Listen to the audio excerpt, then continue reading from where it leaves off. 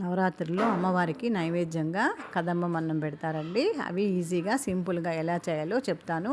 ఇది చాలా బాగుంటుందండి. దీనికి ప్రాసెస్కి నా దగ్గర ఉన్న కూరగాయలు ప్రస్తుతానికి మునక్కాయలు, బీన్స్, సొరకాయ, క్యారెట్, ఉల్లగడ్డలు, మునక్కాయలు ఇవి ఉన్నాయండి. 5-6 రకాలు ఉన్నాయండి. బియ్యము 1 కప్పు తీసుకున్నాను. ముప్పావు పప్పు కందిపప్పు, చింతపండు 1 స్పూన్ నానబెట్టుకున్నానండి. ఇది టమాటాలు, ఎర్రగడ్డలు, కరివేపాకు, కొత్తిమీర, పుదీనా, అల్లం వెల్లుల్లి పేస్టు, పచ్చిమిరపకాయలు, ఎండుమిరపకాయలు ఇవేనండి దీనికి కావాల్సినటివి. ఇంకా మామూలుగా నెయ్యి, నూనె, మిరప్పొడి, ధనియాల పొడి, పసుపు పొడి ఇవి మామూలే అండి. ఇవన్నీ ముందుగా పసుపు, ఉప్పు వేసి బాగా కడిగి నీట్ చేసి పెట్టుకున్నానండి. ఇవన్నీ కావాల్సి వస్తుందండి, కానీ ఈజీగా అయిపోతుంది. టేస్ట్ మటుకు చాలా బాగుంటుందండి. అమ్మవారికి నవరాత్రుల్లో నైవేద్యంగా పెడతారు. శ్రీవారికి కూడా, అయ్యవారికి కూడా, స్వామివారికి కూడా నైవేద్యంగా చాలా ఇష్టం అండి. ఈ నైవేద్యం అంటే, ఈ కదంబం అన్నం అంటే కూడా చాలా ఇష్టము. బియ్యాన్ని పప్పునేసి బాగా కడిగి 1-2 సార్లు కడిగేసి నానబెట్టి పక్కన పెట్టుకోవాలి. మనము ఈ ప్రాసెస్ అన్నీ చేసే లోపలికి ఇది బాగా నానిపోతుంది బియ్యము, పప్పు. ఇప్పుడు ప్రాసెస్లోకి వెళ్దాము. కొంచెము ఆయిలు, కొంచెము నెయ్యి మీడియం ఫ్లేమ్లో చేసుకోవాలి. కొంచెము ఆయిల్, నెయ్యి వేడెక్కాక కొంచెము ఆవాలు, ఉద్దిపప్పు, కొంచెం మెంతులు, కొంచెం జీలకర్ర ఇవన్నీ కొంచెం ఫ్రై అయిన తర్వాత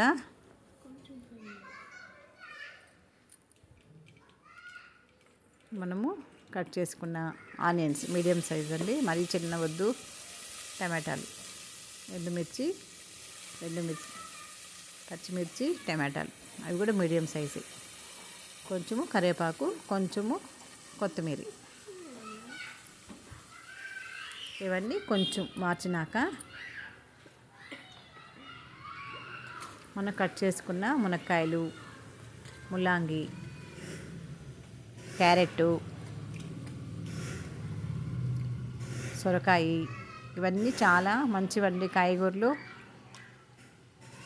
వీటిలో అన్నిట్లో ఫైబర్ కానీ ఐరన్ క్వాంటిటీ ఎక్కువ ఉంటుందండి. పీచు పదార్థం కాయగూరలు ఎక్కువ ఉంటుంది కాబట్టి పిల్లలకు కూడా ఎక్కువ బాగా ఇష్టపడి తింటారు. ఇవి బాగా కొంచెం సాల్ట్ వేసి 2 నిమిషాలు పచ్చివాసన పోయే వరకు వార్చుకోవాలి. బాగా వార్చుకున్న తర్వాత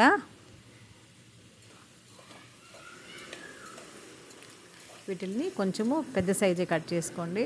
బియ్యము కానీ పప్పు ఉడికే లోపల సరిపోతుంది. దానికి కొంచెం కచ్చా పచ్చాగా దంచుకున్న ఫ్రెష్ అండి అల్లం వెల్లుల్లి పేస్టు. బియ్యము 1 కప్పు, కందిపప్పు 1 కప్పు కాబట్టి దానికి 7 గ్లాసులు నీళ్లు పోసుకున్నాను. 7 గ్లాసెస్. 1 కప్పు చింతపండు పులుసు, మొత్తం 8 గ్లాసులు అండి. మొత్తం 8 గ్లాసులు వాటర్ పోసుకొని బాగా హై ఫ్లేమ్ మీద 2 నిమిషాలు ఉడికించుకోవాలి. బాగా ఉడికిపోవాలండి. చింతపండు 1 గ్లాసు, మొత్తం 8 గ్లాసులు వాటర్. ఇప్పుడు మనకు కావలసిన పసుపొడి, మిరప్పొడి, కొంచెం సాల్టు, మిరప్పొడి 2-3 స్పూన్లు వేసుకోండి. వాళ్ళ స్పైసీకి తగ్గట్టు, కారం తగ్గట్టు, ధనియాల పొడి, జీలకర్ర కొంచెం ఆల్రెడీ వేసుకున్నాం కాబట్టి 1/2 స్పూన్ సరిపోతుంది. బాగా కాయలకి ఉప్పు, కారం, పులుపు అన్నీ పడేటట్టుగా కనీసము 2-3 నిమిషాలు బాగా ఈ విధంగా ఉడికినాక మనం నానబెట్టుకున్న బియ్యాన్ని వేసేసేయండి. అంతే అండి, సింపుల్.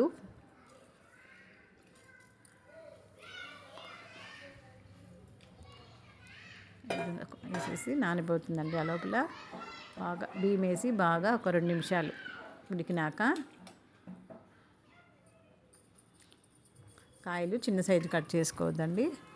కొంచెం ఇంగువ, కొంచెం బెల్లం, అంతేనండి. మిగిలిన ప్రాసెస్ ఉన్నాయి కానీ కొత్తిమీర, కరివేపాకు, పుదీనా మొత్తం వేసేసేయండి. ఇంకా లాస్ట్లో చివరిలో ఏమి వేయద్దు. పుదీనా కూడా కొంచెం వేయండి, కట్ చేసి వేయద్దు, ఆకులుగా వేయండి. తినేటప్పుడు ఆకుగా వస్తూ ఉంటే కూడా టేస్ట్, ఫ్లేవర్ బాగుంటుంది. ఈ విధంగా అన్నీ మిక్స్ అయినాక బియ్యం కొంచెం ఒక 5 మినిట్స్ ఉడికిన తర్వాత ఇప్పుడే ఉప్పు కారం అంతా చూసుకోండి. ఇది కదమ్మం కాబట్టి మళ్ళీ వేయడానికి వీలుండదు. ఇప్పుడు కరెక్ట్గా చూసేసి నాకు కొంచెం ఉప్పు తగ్గింది, కొంచెం సాల్ట్ వేసుకుంటున్నాను.